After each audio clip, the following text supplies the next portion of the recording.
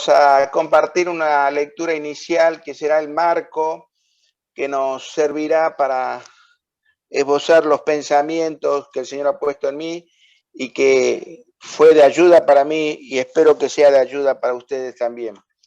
Mateo 16:13. Mateo 16:13 es un hecho muy conocido. Dice: viniendo Jesús a la región de Cesarea de Filipo, preguntó a sus discípulos diciendo: ¿quién dice los hombres que es el Hijo del Hombre? Seguramente sabemos de memoria este incidente y seguramente sabemos de memoria particularmente la respuesta de Pedro. En este párrafo el Señor hace una afirmación explícita, bien clara, bien concreta. Él, el Señor Jesucristo, es el Hijo del Hombre. La respuesta a esta primera pregunta se halla en el versículo 14.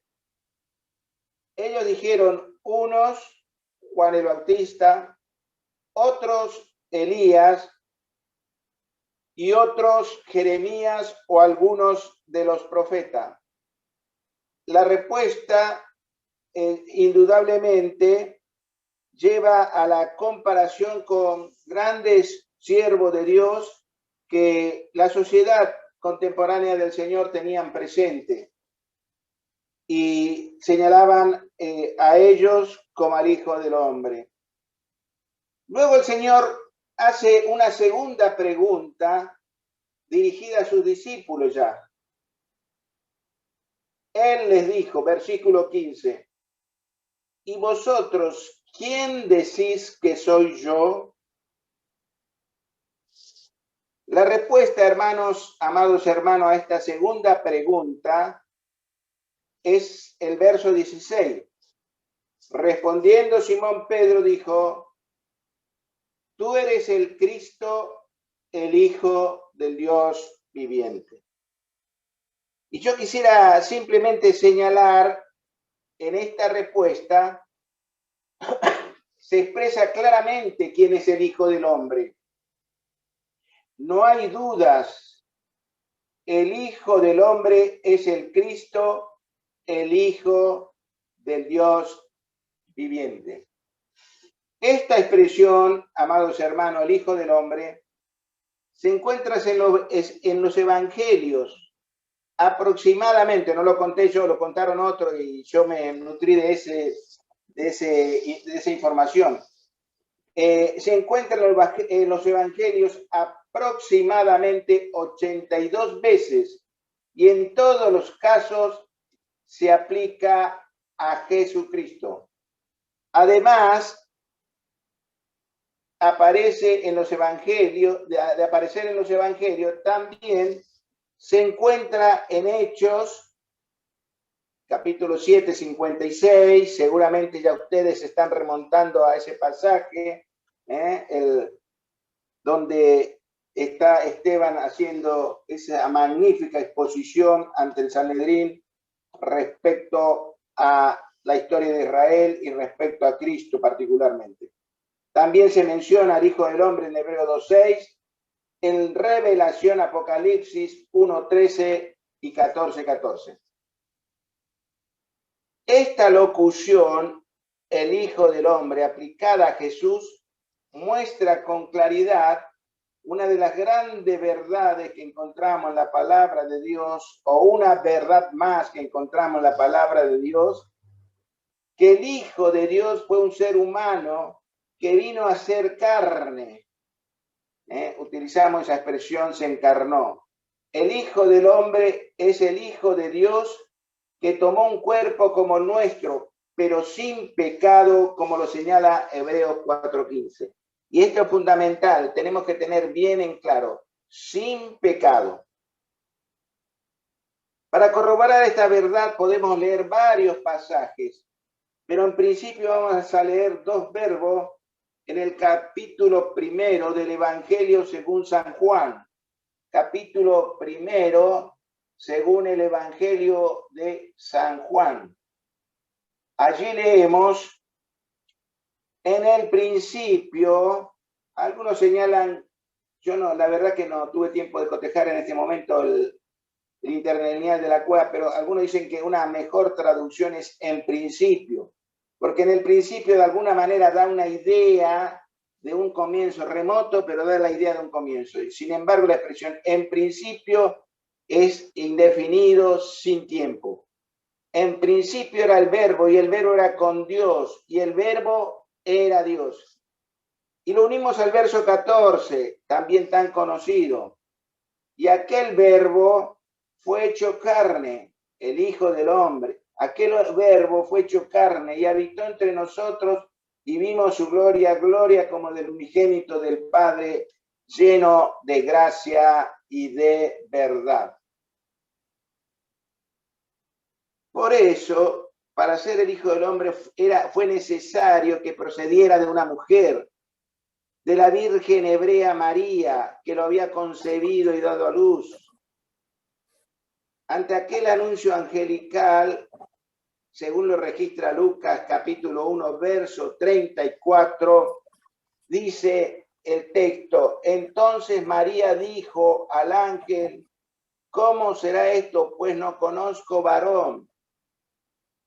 Respondiendo el ángel, le dijo, el Espíritu Santo vendrá sobre ti y el poder del Altísimo te cubrirá con su sombra, por lo cual también el santo ser que nacerá será llamado Hijo de Dios.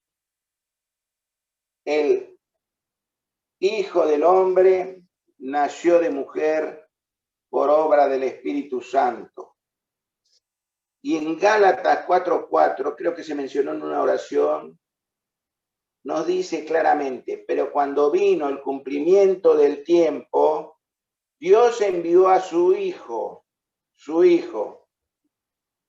nacido de mujer y nacido bajo la ley, para que redimiese a los que estaban bajo la ley, a fin de que recibiésemos la adopción de hijos. De este modo, Cristo llegó a ser un verdadero hijo o representante de la humanidad. Era importante que el representante que luego asumiría esa extraordinaria posición de ser el Salvador del mundo fuera un ser humano, alguien que tomó un cuerpo como el nuestro, reitero, sin pecado, y que asumió la representatividad de la humanidad al nacer de una madre virgen. El Hijo del Hombre, hacemos un paréntesis, estuve pensando hoy en algunos nombres y me vino reiteradamente a mi mente el nombre de nuestro prócer Belgrano. ¿Se acuerdan cómo era el nombre completo de él? Manuel José Joaquín del Corazón Belgrano. Ese era el nombre completo de él. Y seguramente los padres habrán pensado y habrán estado meditando como se hace siempre cuando se va a poner el nombre a un ser que van a nacer, y dieron vuelta y vuelta hasta que acordaron ese nombre. ¿Qué nombre, no? Y seguramente terminó ese nombre para que le llamaran a los, por supuesto, los conocidos, los amigos, Manu. Terminado en Manu, ¿no? Y acá el contrario, Dios cuando pone un nombre, hermano, lo pone con exactitud. No hay palabra de más, de menos, y tendemos que usar ese nombre completo. El Hijo del Hombre era, por la lectura que podemos tener de la Sagrada Escritura, la manera en que Cristo prefería denominarse a sí mismo. ¿Y por qué Cristo prefería denominarse de esta manera, el Hijo del Hombre? Prefería denominarse a sí mismo el Hijo del Hombre, pues tenía relación con su ministerio mesiánico. Si uno indaga un poquito, no lo vamos a hacer ahora. Ahora, el profeta Daniel se refiere a este nombre el Hijo del Hombre en relación con el ministerio mesiánico.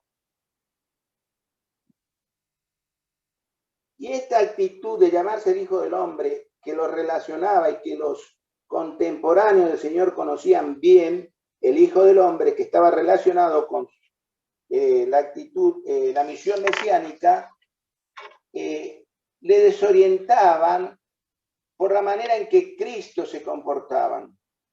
Para aclarar un poco este pensamiento, esta idea, le recuerdo que los judíos estaban muy interesados en que se manifestara como rey de los judíos para sacar al imperio romano y que estableciera su reinado de esplendor, de justicia, de seguridad, etcétera, etcétera. El Hijo del Hombre. Y vamos a ver ahora rápidamente, hermanos, todo esto para que despierte en nosotros una inquietud de seguir mirando estas cosas. Vamos a ver algunas cosas donde la palabra de Dios hace referencia a Cristo como el Hijo del Hombre. El Hijo del Hombre vino para servir.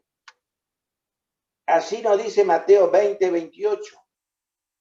Mateo 20:28 dice, como el Hijo del Hombre no vino para ser servido.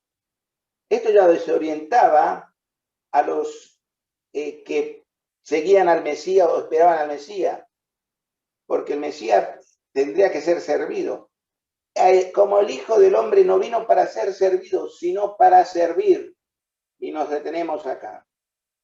Qué extraordinario, hermanos. El Hijo del Hombre no vino para ser servido, sino para servir. Y cuando uno mira el derrotero del ministerio de Cristo, lo vemos constantemente sirviendo a los seres humanos, a la humanidad. Tal vez el hecho más emblemático que nos queda del ejemplo de servicio de Cristo es aquella noche donde el Señor, allí en el cenáculo del aposento alto, se levantó de la mesa, se ciñó una toalla, tomó un lebrillo, una palangana y comenzó a lavar los pies a su discípulo. Algo que tenía ciertamente un mensaje espiritual profundo, el hecho de la confesión de los pecados, de que ya nosotros los cristianos en este tiempo ya somos libres de condenación, pero evidentemente en nuestro andar en el mundo siempre podemos pegarnos con algunas cosas del pecado y es bueno, hermanos, ejercer el ejercicio espiritual de la confesión.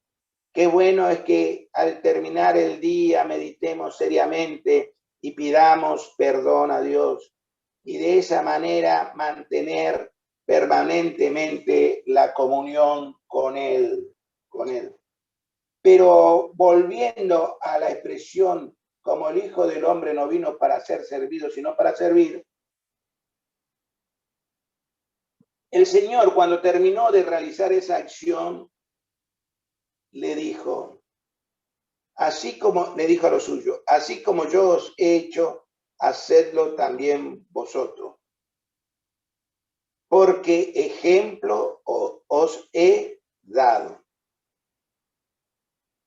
Hermanos, Dios en la persona de Cristo nos dio el ejemplo del servicio.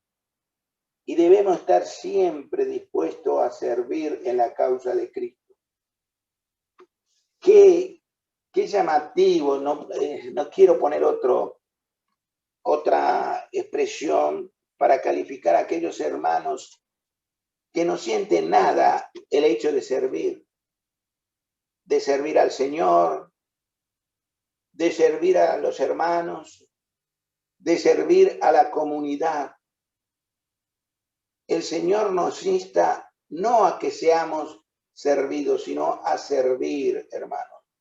Y hay muchos ejemplos de Cristo. Pero seguimos adelante. Dice la segunda parte del texto que estamos considerando el Hijo del Hombre no vino para ser servido, sino para servir.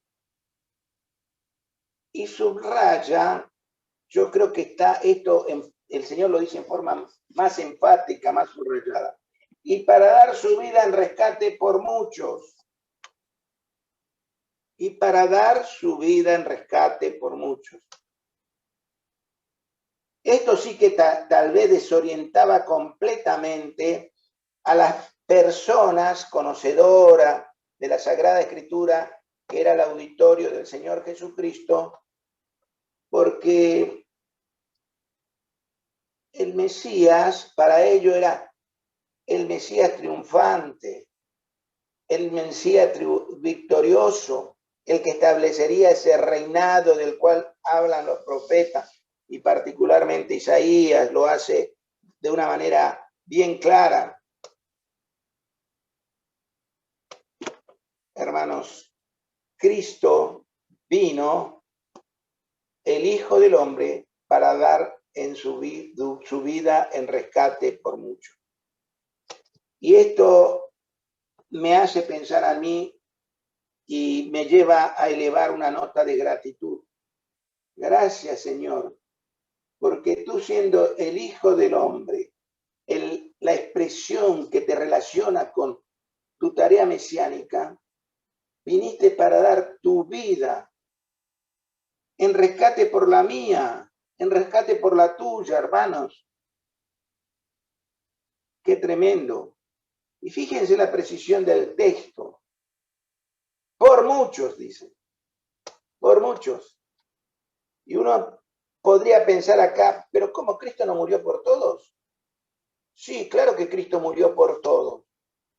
Pero ese rescate se hace efectiva en los muchos que hemos entendido el mensaje de la cruz de Cristo, nos hemos arrepentido y le hemos aceptado como nuestro Salvador personal. Cristo murió por todos, no dice la expresión bíblica, pero mayormente por los de la fe. El Hijo del Hombre manifestó, hermanos, humildad. Humildad. Leemos en Lucas 9:58, también un texto conocido. Y les dijo Jesús: las zorras tienen guaridas y las aves de los cielos nidos, mas el Hijo del Hombre no tiene dónde recostar la cabeza. Y esto me habla más allá de la realidad de lo que pinta este texto, de que evidentemente el Señor, en su peregrinar por este mundo, en la tierra de Palestina, los caminos polvorientos, recorriendo, como dice la palabra, no lo digo yo, todas las ciudades y aldeas, evidentemente muchas veces tuvo que pernoctar de esta manera. Aún peor que las zorras que tienen guarida y las aves de los cielos que tienen nido. Pero, hermanos, esto me habla mucho más profundamente. Me habla de la humildad del Señor, de el hecho de no aferrarse a las cosas materiales. Si bien él tenía un lugar allí en Capernaum de Galilea, donde pasaba su estancia muchas veces, pero me habla de la humildad del Señor, de no darle tanto valor a las cosas materiales, hermano. Se ha orado con criterio en esta noche acerca de lo difícil económicamente, entre otras cosas, por la que estamos atravesando particularmente los argentinos. Es verdad, hermano, eso no podemos negarlo. Pero ni aún eso tiene que ser un factor para que tratemos de acumular las cosas materiales y aferrarnos a ello. Miren, la Biblia dice, da una medida fácil que todos podemos entender. La Biblia dice que teniendo sustento y abrigo, estemos contentos, hermano. Estemos contentos. Fíjense la manera que el Hijo del Hombre manifestó humildad. La zorra tiene guarida y la llave de los cielos nido, mas el Hijo del Hombre no tiene donde recostar la cabeza. Recordamos que alguna vez lo recostó en un cabezal ahí sobre una nave, ¿se acuerdan? Bueno, el Hijo del Hombre es el que da el verdadero alimento. Juan 6:27, hermanos. Juan 6:27. Trabajad no por la comida que perece, sino por la comida que a vida eterna permanece. Y continúa diciendo el Hijo del Hombre, lo cual el Hijo del Hombre os dará, porque a este señaló Dios el Padre. Él es el que da el verdadero alimento espiritual, hermano. No hay otro. No hay otro. ¿Recuerdan ustedes esta expresión? ¿En qué contexto está? Está en ese contexto de el maravilloso y extraordinario milagro que hizo el Señor, multiplicando algunos panes y unos peces para alimentar a una multitud. Y como motivo de eso, la gente lo volvió a buscar al día siguiente para volver a tener el pan que daba el Señor. Y allí el Señor le dice unas cosas de tal manera que llegan a expresar dura cosa de lo que está diciendo. Ahora bien,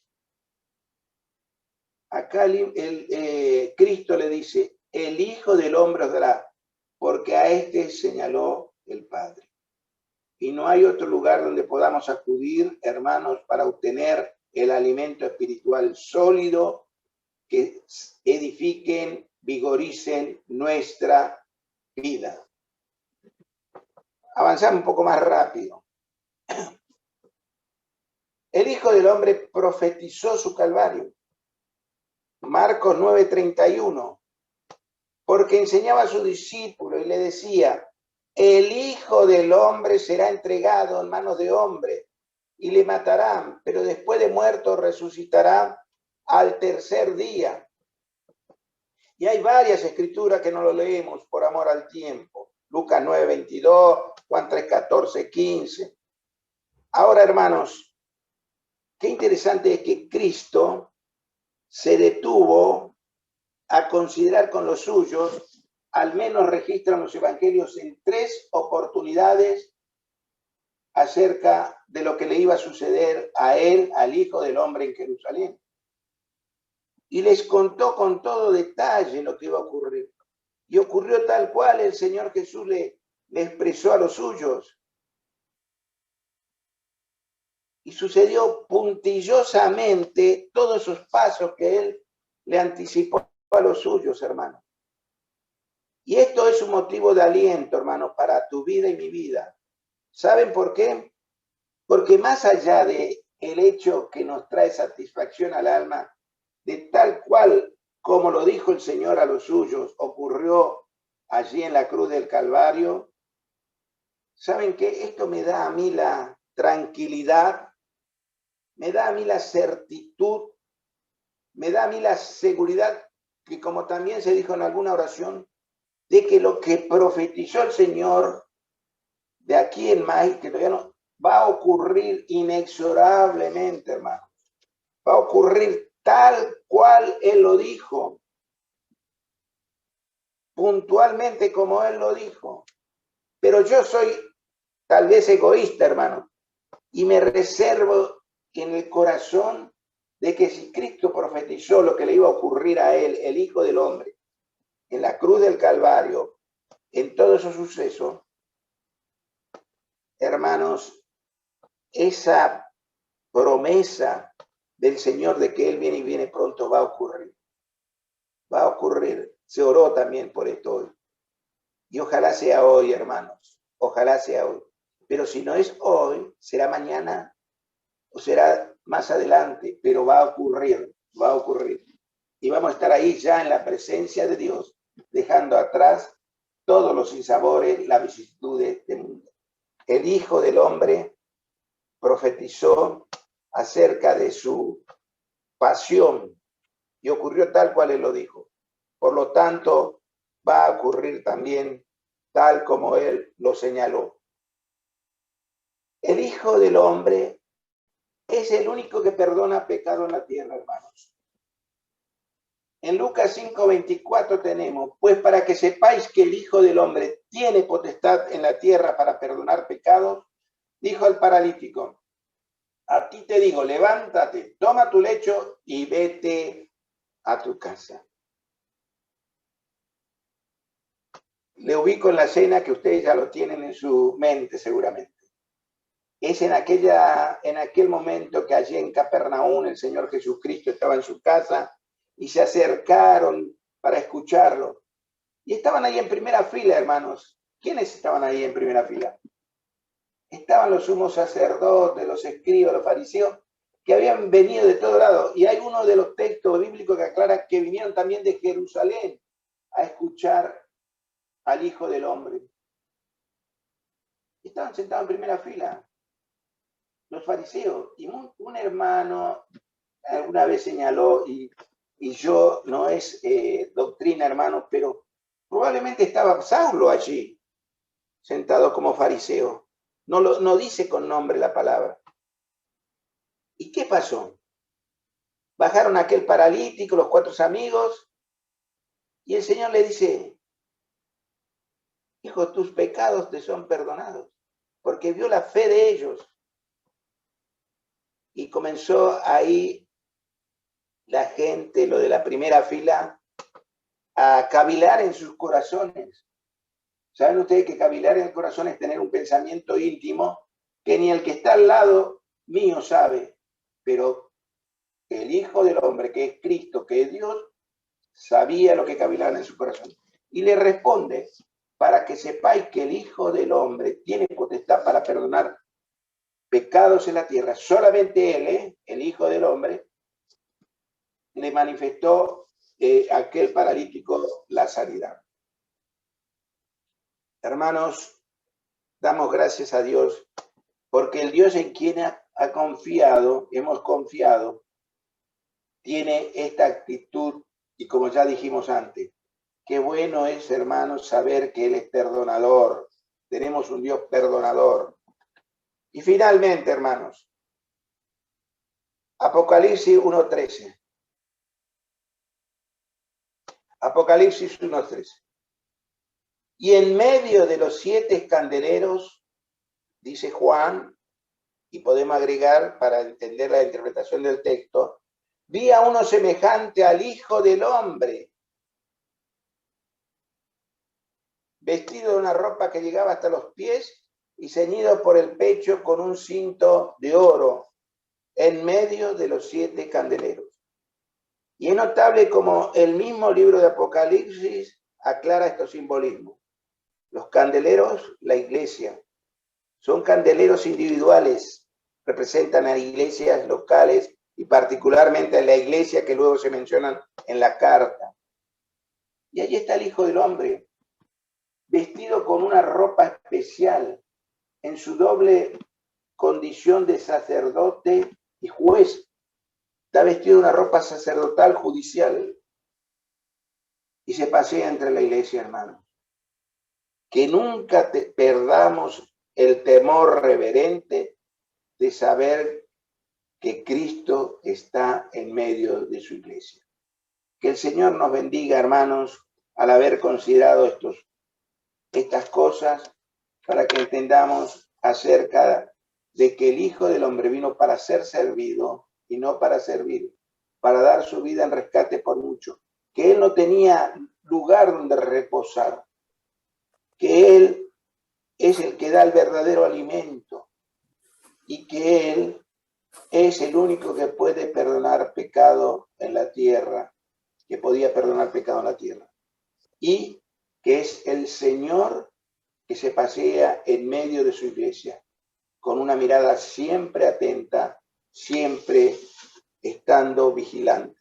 Que sea así en ti y en mí. Amén.